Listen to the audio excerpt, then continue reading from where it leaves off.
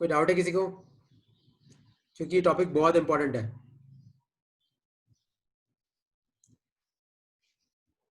Okay, अब मैं आ रहा हूं, ध्यान से देखना। अब मैं आ रहा हूं नेक्स्ट सबसे इंपॉर्टेंट टॉपिक पर। याद रखना, यहां पे एक बहुत इंपॉर्टेंट कंसेप्ट है। कंसेप्ट ये है, if any two of BLV are parallel then EMF will be zero।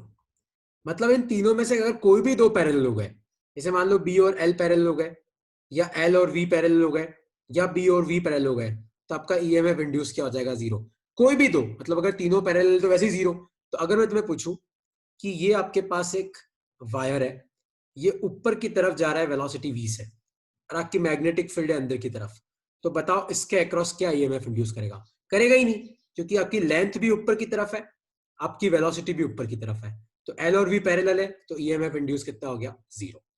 अगर यही मैं तुम्हें पूछूं कि मेरे पास एक वायर है जिसकी लेंथ है एल, और जो नीचे की तरफ आ रहा है वेलोसिटी v से, और आपकी मैग्नेटिक फील्ड भी उधर की तरफ है, तो अगर मैं बोलूं कि मैग्नेटिक फील्ड उधर है और आपकी लेंथ ऐसे, मतलब लेंथ भी ऐसे, मैग्नेटिक फील्ड भी ऐसे, दोनों पैरेलल है, तो वापस आपका ईएमएफ इंड्यूस भी क्या हो गया? जीरो। अगर तीनों में से कोई भी दो पैरेलल है, तो आपका ईएमएफ इंड्यूस क्या होगा? जीरो। अगर तीनों पैरेलल है तो वैसे भी जीरो हो जाएगा। तो अब इस कंसेप्ट को समझ के तुम ये वाला क्वेश्चन सॉल्व करो कि आपके पास ये एक क्यूब है, आपके पास ये क्यूब है, और इस क्यूब के हर वर्टेक्स को मैं नाम दूंगा। इस क्यूब के हर वर्टेक्स को मैं नाम दे रहा हूं, ये सब दिमाग लगाना, ABCD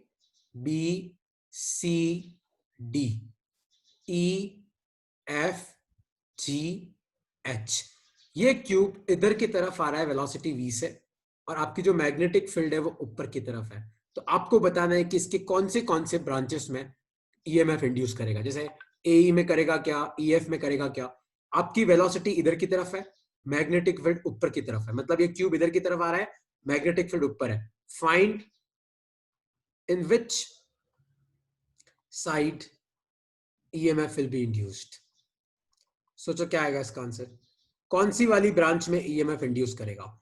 EMF कब इंड्यूस करता है, EMF कब इंड्यूस नहीं करता है, वो इंपॉर्टेंट है।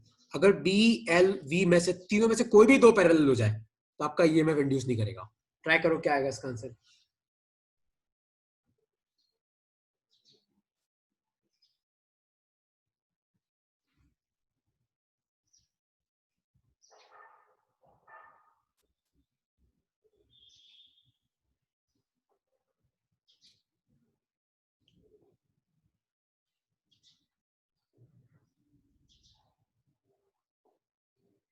सोचो, इसमें से तुम्हें वो ब्रांचेस आइडेंटिफाई करनी है जिसमें तीनों परपेंडिकुलर। जैसे ध्यान से देखो, क्या AC हो सकता है क्या? AC तो हो नहीं सकता, क्योंकि लेंथ भी ऐसे और मैग्नेटिक AE। फील्ड। तो AC गया, BD गया, GH गया, EF गया। अब वेलोसिटी उधर की तरफ है, तो आप ध्यान से देखो कौन सी ब्रांच गई। ये वाली चली गई, ये वाली चली गई, ये वाली चली गई, ये वाली चली गई। तो कौन सी बची आपकी? आपकी बचेगी AE, BG, DH, CF। तो इन चारों ब्रांचेस में क्या करेगा? आपका EMF इंड्यूस करेगा। किसी को कोई डाउट है मैंने ये क्वेश्चन कैसे किया? डाउट है तो पूछो। तुम्हें EMF इंड्यूस का मतलब समझ में आया कि नहीं समझ में आया? अब तक कोई डाउट है तो पूछो। सर ये सीडी में क्यों नहीं हुआ था? क्योंकि CD लेंथ इधर है और तेरी वेलोसिटी इधर है, तो L और V पैरेलल। अच्छा। आया तुम्हें समझ में? Okay sir. यही समझ में आया? अब तक कोई डाउट है तो? हाँ।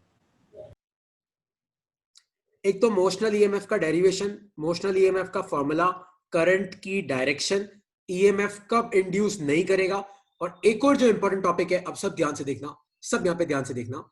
सपोज करो कि आपकी जो मैग्नेटिक फील्ड है वो अंदर की तरफ है, आपकी जो मैग्नेटिक फील्ड है वो अंदर की तरफ है, ठीक है? और आपकी जो रोड है, मतलब आपकी जो रोड है, मान लो वो ऐसे पड़ी है, इस तरीके से। मान लो इसकी लेंथ है L, और ये वेलोसिटी v से ऊपर की तरफ जा रही है। अब अगर मैं पूछूं कि बताओ इसमें कितना ईएमएफ इंड्यूस करेगा, तो आप क्या करना, ध्यान से देखना। मान लो कि तुम्हें, सपोज करो, सब ध्यान से देखना, मान लो कि तुम्हें ये वाला एंगल थीटा दे रखा है, क्या दे रखा है तुम्हें, ये वाला एंगल थीटा दे रखा है, तो आप मुझे बताओ V और L के बीच में कितना एंगल होगा। अगर ये एंगल थीटा है तो ये एंगल भी क्या हो जाएगा, थीटा, और ये एंगल थीटा है तो ये एंगल कितना हो जाएगा, 90 माइनस थीटा। कोई डाउट तो नहीं किसी को, ये एंगल कितना हो जाएगा, 90 माइनस थीटा। तो ऐसा अगर केस आए कि आपकी मैग्नेटिक फील्ड नीचे की तरफ है, आपकी वेलोसिटी इधर की तरफ है, और आपकी जो रोड है वो टेढ़ी पड़ी हुई है, तो आपको क्या करना है, इस केस में आपका जो ईएमएफ इंड्यूस होगा वो आपका हो जाएगा E equal to B L V, और मान लो कि अपन इसको लिखते हैं, ये वाला एंगल कितना है, 90 माइनस थीटा, तो ये वाला एंगल 90 माइनस थीटा है, तो अपन इसको लिखेंगे B L V cos theta. ये आपका ईएमएफ इंड्यूस आ जाएगा। मैं वापस इसको समझाता हूं, जैसे मान लो मैं एक क्वेश्चन करके आपको समझाता हूं। मान लो कि आपकी जो मैग्नेटिक फील्ड है वो अंदर की तरफ है, आपकी मैग्नेटिक फील्ड का है अंदर की तरफ, और मान लो कि आपकी जो रोड है वो इस तरीके से पड़ी हुई है, और आपकी ये रोड जो है, सपोज करो कि वो इधर की तरफ जा रही है, आपकी रोड जो है वो इधर की तरफ जा रही है, वेलोसिटी v से, और मान लो कि आपको बोल रखा है कि ये जो एंगल है, मान लो कि आपको ये एंगल दे रखा है थीटा, ये एंगल क्या दे रखा है, थीटा, और मान लो ये लेंथ है एल। अब ध्यान से समझना, यहाँ पे कंसेप्ट कम आएगा। इस एल के दो कंपोनेंट आएंगे, एक कौन सा आएगा, एल कॉस थीटा, और थीटा के सामने वाला कंपोनेंट क्या आएगा, एल साइन थीटा। ये एनसीईआरटी के पीछे के दो क्वेश्चन है, एरोप्लेन वाले, बहुत इंपॉर्टेंट है, वो इसी कंसेप्ट से होते हैं। तो थीटा के पास वाला component L cos theta, theta के सामने वाला कंपोनेंट एल साइन थीटा। अब तुम ध्यान से देखो, तो ये एल कॉस थीटा और वी तो पैरेलल है, एल कॉस थीटा आपका इधर, वी भी इधर, तो इसमें कोई करंट इंड्यूस नहीं करेगा। आपका ईएमएफ किसमें इंड्यूस करेगा, इस वाले पार्ट में। तो इस केस में आपका आंसर कितना आ जाएगा, B L V sine theta. तो आपको किस पे ध्यान देना है, आपको लेंथ का वो कंपोनेंट लेना है जो जो वेलोसिटी के परपेंडिकुलर हो, जो वेलोसिटी के पैरेलल है उसको नहीं लेना है ना। वापस ध्यान से देखना, एक क्वेश्चन और करा रहा हूं मैं इसका, तो वापस ध्यान से देखना। मान लो कि आपकी जो मैग्नेटिक फील्ड है, सपोज करो कि अपनी मैग्नेटिक फील्ड अंदर की तरफ है, ठीक है, ये अपनी मैग्नेटिक फील्ड है, और मैं यहाँ पे एक रोड बनाता हूँ, मान लो कि ये मेरा रोड है, और मान लो कि आपकी जो वेलोसिटी है वो ऊपर की तरफ है, और मैं बोलता हूँ कि आपको मैंने ये वाला एंगल थीटा दे रखा है, ये वाला एंगल थीटा दे रखा है, ठीक है, मैग्नेटिक फील्ड बी है, और इस रोड की लेंथ है एल। तो तुम ध्यान से देखो, इस लेंथ के दो कंपोनेंट आएंगे, थीटा के पास वाला कंपोनेंट कितना आएगा, एल कोस थीटा, थीटा के सामने वाला कंपोनेंट कितना आएगा, एल साइन थीटा।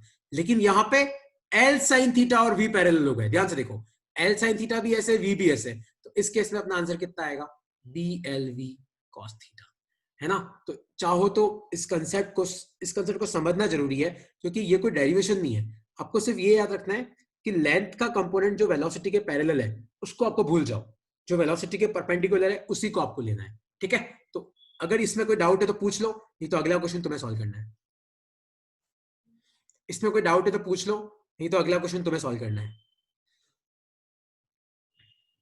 ओके, तो अगला क्वेश्चन तुम्हारे लिए ये है, मान लो कि यहाँ पे आपकी मैग्नेटिक फील्ड अंदर की तरफ है, मतलब ये आपकी मैग्नेटिक फील्ड है, और मान लो मैग्नेटिक फील्ड आपको दे रखी है 20 टेस्ला, और आपको दे रखा है कि आपके पास एक रोड है इस तरीके से, 10 मीटर का रोड है, और ये वेलोसिटी v से नीचे आ रहा है, मान लो ये 20 मीटर पर सेकंड से नीचे की तरफ आ रहा है, और आपको दे रखा है कि ये वाला जो एंगल है ये 30 डिग्री है, तो ये पॉइंट A है, ये पॉइंट B है, तो आपको बताना है कि इसमें कितना ईएमएफ इंड्यूस करेगा।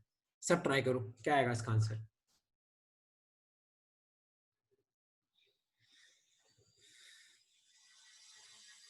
ये पॉइंट A है, ये पॉइंट B है, और ये लेंथ कितनी है, ये लेंथ है 10 मीटर, और ये एंगल है 30 डिग्री, और ये है 20 मीटर पर सेकंड।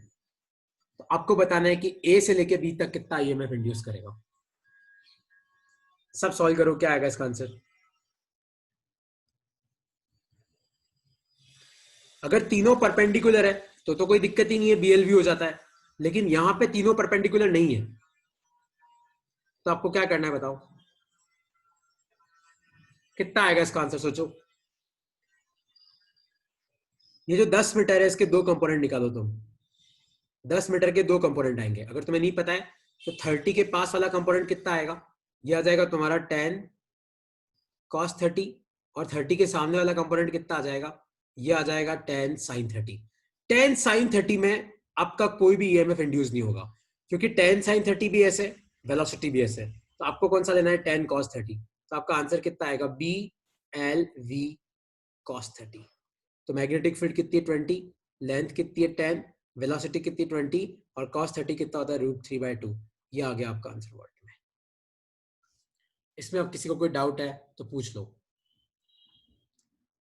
किसी को कोई भी डाउट है तो क्लियर करो। डायरेक्शन वैसे ही निकालेंगे अपन v क्रॉस b करके, डायरेक्शन वैसे ही निकालेंगे अपन v क्रॉस b। तो यहाँ पे ध्यान से देखो, वेलोसिटी नीचे की तरफ है, तो वेलोसिटी नीचे की तरफ है तो माइनस जे कैप, और मैग्नेटिक फील्ड अंदर की तरफ है तो ये आ जाएगा माइनस के कैप। तो माइनस माइनस तो प्लस हो गया, और जे क्रॉस के क्या हो जाएगा तुम्हारा आई कैप। आई कैप मतलब तुम्हारा करंट कैसे फ्लो करेगा उस तरफ, मतलब वायर में करंट कैसे फ्लो करेगा ए से लेके बी तक। तो करंट होगा कहाँ, ए से लेके बी तक। अब तक कोई डाउट है तो पूछो, कि तुम्हें कोई डाउट आ रहा है क्या इसमें, तो पूछो, क्लियर करो। और देवांश तू भाई पहले पढ़ ले, सर्कल वर्कल सब आगे आएगा, पहले ही पूरा टॉपिक देखो तो सही। आप सब चीज एक एक करके क्लियर होती है ना, एक बार में थोड़ी क्लियर होगी। किसी को इसमें कोई डाउट है तो पूछो। अब तक किसी को कोई भी डाउट है तो पूछो, कि मैंने ईएमएफ इंड्यूस कैसे निकाला, मैं करंट कैसे निकाल रहा हूँ, करंट की डायरेक्शन कैसे निकाल रहा हूँ। अगर आपके अगर बी एल वी में से कोई भी दो पैरेलल है तो ईएमएफ इंड्यूस 0 हो जाता है। अगर आपका मान लो लेंथ वेलोसिटी के परपेंडिकुलर नहीं है तो क्वेश्चन कैसे करते हैं। किसी को अब तक कोई डाउट है तो पूछो। कोई डाउट नहीं है तो अब इस क्वेश्चन को ध्यान से देखो। तो क्वेश्चन है ये, क्योंकि ये चैप्टर पूरा अपना कंसेप्ट पे चलेगा, तो तुम क्वेश्चन करना सीखना। जैसे मान लो कि मैं तुम्हें बोल दूं कि यहाँ पे मैग्नेटिक फील्ड आपको दे रखी है 30 टेस्ला, ठीक है, और मैं आपको बोलूं कि मेरे पास यहाँ पे एक सेमी सर्कल पड़ा हुआ है, और मैं बोलूं कि सर्कल का जो रेडियस है वो आपको 1 मीटर दे रखा है, और ये सर्कल नीचे की तरफ आ रहा है 2 मीटर पर सेकेंड से। तो आपको बताना है कि मान लो ये पॉइंट ए है, ये पॉइंट बी है, तो इसके अक्रॉस कितना ईएमएफ इंड्यूस करेगा। आपको कुछ नहीं करना है, आपको क्या करना है, आप इन पॉइंट्स को ज्वाइन कर दो, ए और बी को। तो रेडियस अगर 1 मीटर है तो ये कितना हो जाएगा 2 मीटर। तो आपके पास अब बी भी है, आपके पास एल भी है, और आपके पास वी भी है। तो जब भी ऐसे क्वेश्चन आए तो कैसे करना है, आप उन पॉइंट्स को ज्वाइन कर दो और फिर अपना फॉर्मूला लगा दो, कौन सा, बी एल वी। और अगर मान लो परपेंडिकुलर नहीं है तो तुम्हें पता ही है कि जो लेंथ वेलोसिटी, जो कंपोनेंट वेलोसिटी के पैरेलल है उसको छोड़ दो, जो परपेंडिकुलर है बस वही आपको लेना है। किसी को अब तक इसमें कोई डाउट है तो पूछो। ओके, कोई डाउट नहीं है तो अब सब ध्यान से देखना। मान लो कि यहां पे मैग्नेटिक फील्ड बी है और ये कोई रोड है जिसकी लेंथ है वी, और मान लो ये इस पॉइंट के हिसाब से एंगुलर वेलोसिटी ओमेगा से घूम रही है। ध्यान से देखो ये किस तरीके से घूम रही है, ये आपका इस तरीके से घूम रहा है, सबको दिख रहा है। इस टॉपिक को हम बोलते हैं रोटेशनल ईएमएफ। इस टॉपिक को हम क्या बोलेंगे, रोटेशनल ईएमएफ। तो अगर मैं पूछूं कि इस रोड में कितना ईएमएफ इंड्यूस होगा तो कैसे निकालेंगे, ध्यान से देखो। मान लो मैग्नेटिक फील्ड बी है और इसकी एंगुलर वेलोसिटी ओमेगा है, तो अपन क्या करेंगे, मान लो सेंटर से एक्स दूरी पे एक छोटी सी डिस्टेंस लो dx, और इस छोटी सी डिस्टेंस में छोटा सा ईएमएफ कितना इंड्यूस होगा। ईएमएफ का फॉर्मूला होता है बी एल वी। तो मैग्नेटिक फील्ड तो बी है, छोटी सी लेंथ कितनी है dx, और वेलोसिटी कितनी है v। लेकिन अगर तुम्हें पता हो तो v इक्वल टू क्या होता है ओमेगा r, और अपने यहाँ पे r मतलब सेंटर से कितना दूर है, ये सेंटर से कितना दूर है x, तो वेलोसिटी को अपन क्या लिख सकते हैं ओमेगा x। तो यहाँ पे ये आ जाएगा b dx ओमेगा x, और ये आपका छोटा सा ईएमएफ। दोनों तरफ इंटीग्रेट करो तो खाली d का इंटीग्रेशन तो e हो जाएगा, आपका b कांस्टेंट है, आपका ओमेगा कांस्टेंट है, अंदर क्या बचा x dx। तो आपकी रोड चालू कहां पे हो रही है, यहाँ पे कितनी लेंथ की है l, तो 0 से लेके l। तो आपका ईएमएफ इंड्यूस कितना आएगा b ओमेगा, और x dx का इंटीग्रेशन होता है l²/2। लिख लो, ये आपका किसका डेरिवेशन है, ये आपका डेरिवेशन है रोटेशनल ईएमएफ का। मतलब आपका एक रोड है वो मैग्नेटिक फील्ड में घूम रहा है, चल रहा है, चलने वाले केस में क्या था BLV, घूमने वाले केस में कितना आया b ओमेगा l²/2। लिख लो इसको अपनी कॉपी में, लिख लो इसको अपनी कॉपी में। ये सर्कुलर मोशन की इक्वेशन है v equal to omega r। तो अगर कोई भी बॉडी एंगुलर वेलोसिटी ओमेगा से घूम रही है तो सेंटर से r दूरी पे वेलोसिटी कितनी होती है ओमेगा r। और अपने केस में अपना जो ये छोटा सा एलिमेंट है वो सेंटर से कितनी दूरी पे x, तो आपका v क्या हो जाएगा ओमेगा x। तो अपना ईएमएफ का फॉर्मूला क्या होता है बी एल वी, बी की जगह तो b पुट कर दिया, छोटी सी लेंथ कितनी है dx, और v की जगह पुट कर दिया मैंने ओमेगा एक्स, तो b omega x D x. तो आप इसको इंटीग्रेट कर दो 0 से लेके l तक, तो ये आपका कितना हो जाएगा b omega L square by 2। लिख लो इसको अपनी कॉपी में, लिख लो इसको अपनी कॉपी में। आपका EMF induced in A rotating road कितना आएगा?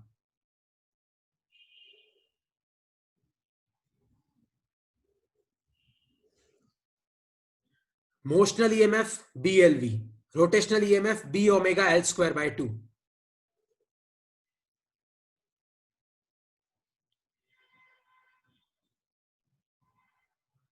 लिख लो इसको अपनी कॉपी में, और कोई डाउट है तो पूछो।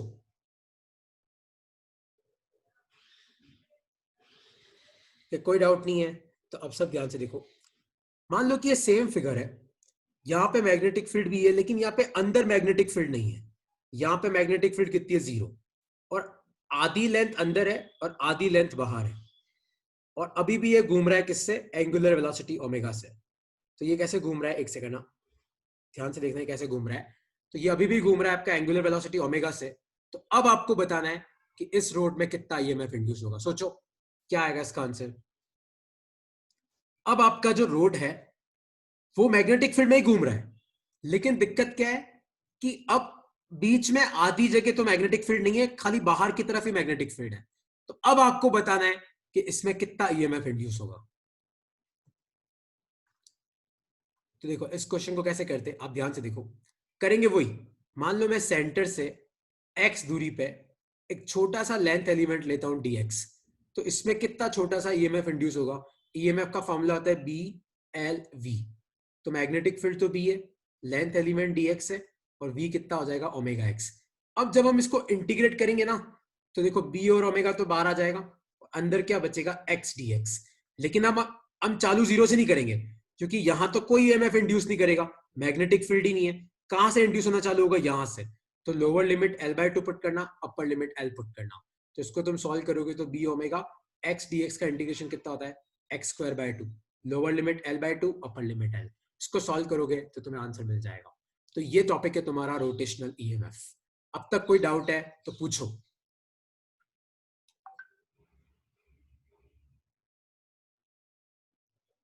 अब तक कोई भी डाउट है तो पूछो, और कोई डाउट नहीं है तो अब ध्यान से देखना। सबसे पहले आज हमने क्या डिराइव किया? हमने डिराइव किया BLV। और अगर आपको मान लो डेरिवेशन रजिस्टर तो लिखा ही करंट नहीं। कितना होता है? E/R। करंट की डायरेक्शन कैसे पता करते हैं? याद रखना, करंट की डायरेक्शन पता करने का रामबाण तरीका है। वो तरीका क्या है? V cross B। तो V मतलब वेलोसिटी डायरेक्शन क्या है, B मतलब मैग्नेटिक फील्ड डायरेक्शन क्या है। दोनों का क्रॉस प्रोडक्ट करोगे तो आपको क्या मिल जाएगी? करंट की डायरेक्शन। उसके बाद हमने देखा कि B, L और V में से कोई भी दो अगर पैरेलल है, एनी टू, तो आपका ईएमएफ इंड्यूस कितना हो जाएगा? 0। फिर हमने कौन से क्वेश्चन किए कि मान लो कि आपकी लेंथ ऐसे है और मान लो आपकी वेलोसिटी नीचे की तरफ है, और मान लो आपको ये एंगल थीटा दे रखा है, तो एल के दो कंपोनेंट आते हैं। एक कौन सा आता है? L cos theta. एक कौन सा आता है? L sine theta.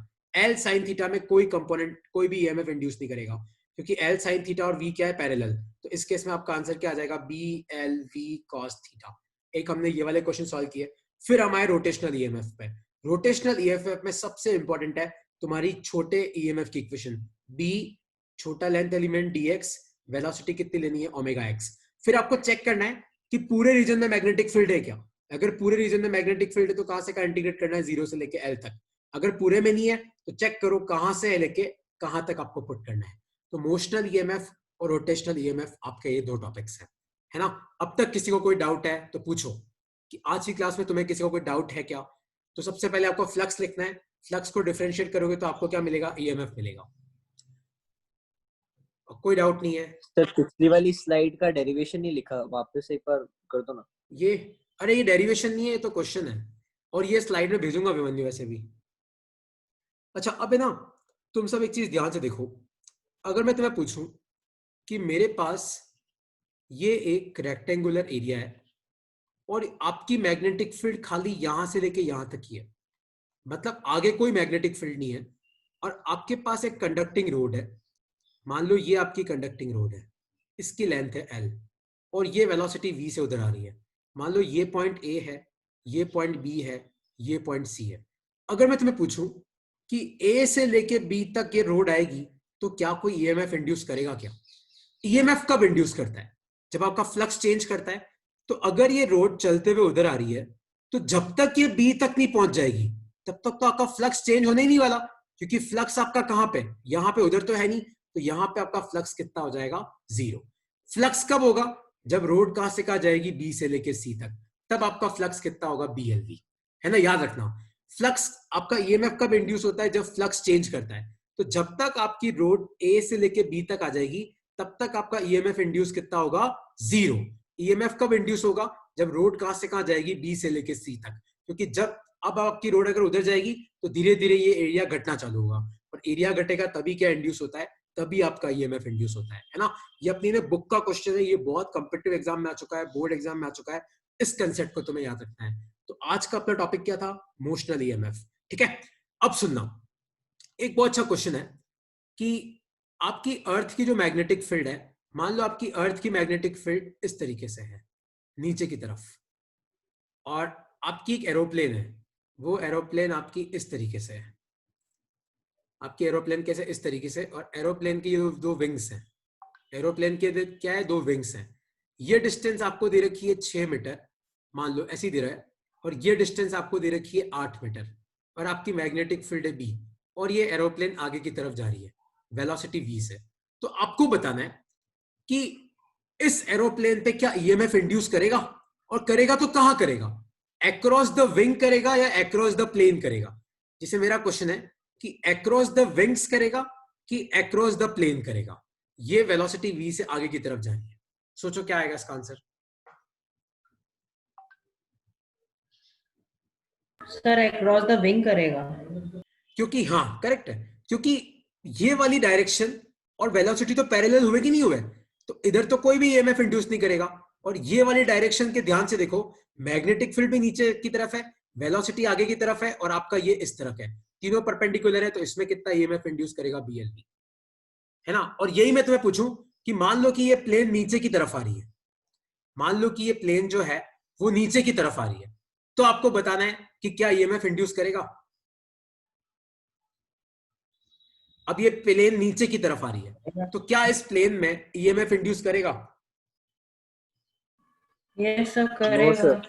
नहीं करेगा, क्योंकि आपकी मैग्नेटिक फील्ड का है नीचे की तरफ, आपकी वेलोसिटी भी का है नीचे की तरफ, दोनों पैरेलल हो गए, तो ईएमएफ इंड्यूस कितना हो गया? जीरो।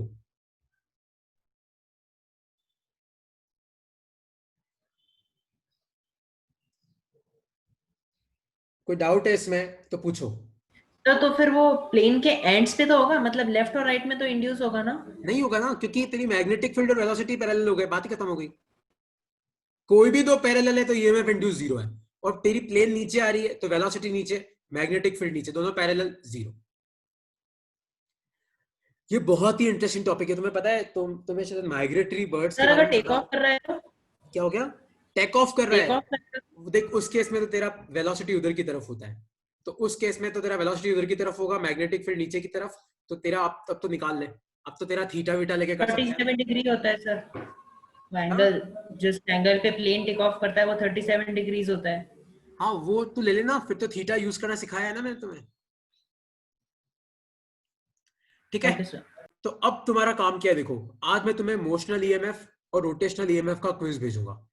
प्लीज यार तुम क्विज मुझे टाइम टू टाइम सबमिट करा करो, पिछला क्विज खाली 5 लोगों ने सबमिट किया है ना, तो तुम्हें तुम्हें मार्क्स लाने तो मार्क्स तुम्हें लाने, मुझे तो आता है सब, तो मार्क्स तुम्हें लाने तो पढ़ना तुम्हें पड़ेगा, है ना। तो अब तुम्हारा काम क्या है, ध्यान से सुनो।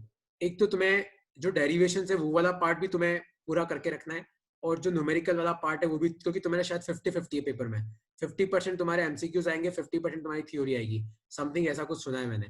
तो तुम्हें अब क्वेश्चन तो प्रैक्टिस करने पड़ेंगे मेरे साथ, तुम्हें चाहे अच्छा लगे या बुरा लगे, है ना। तो अब तुम्हारा काम क्या है, देखो जितने भी क्वेश्चन मैंने तुम्हें भेजे हैं इसमें कराए हैं, जितने भी क्विज मैंने तुम्हें भेजे हैं सब तुम्हें करने हैं ना। और मैंने तुम्हारी पहले कुछ चैप्टर्स का हैंड रिटन नोट्स का स्कैन कॉपी बना लिया है, मैं शाम तक तुम्हें भेज दूंगा। दिक्कत एक ही आ रही है कि वो 650 MB का है, आई डोंट नो मैं कैसे भेजूंगा, बट कोशिश करके मैं तुम्हें सब भेज दूंगा, ठीक है।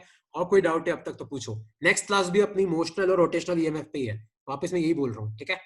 और कोई डाउट है तो पूछो। और हाँ, वो सैटरडे को जो मेरी क्लास कैंसिल हो गई थी ना, मैं इस कल कल तुम्हारी ले लूंगा, है ना, कोई दिक्कत नहीं, वो मैं ले लूंगा, ठीक है। और कोई डाउट है तो पूछो, वरना आप मीटिंग लीव कर सकते हो। Okay, bye bye.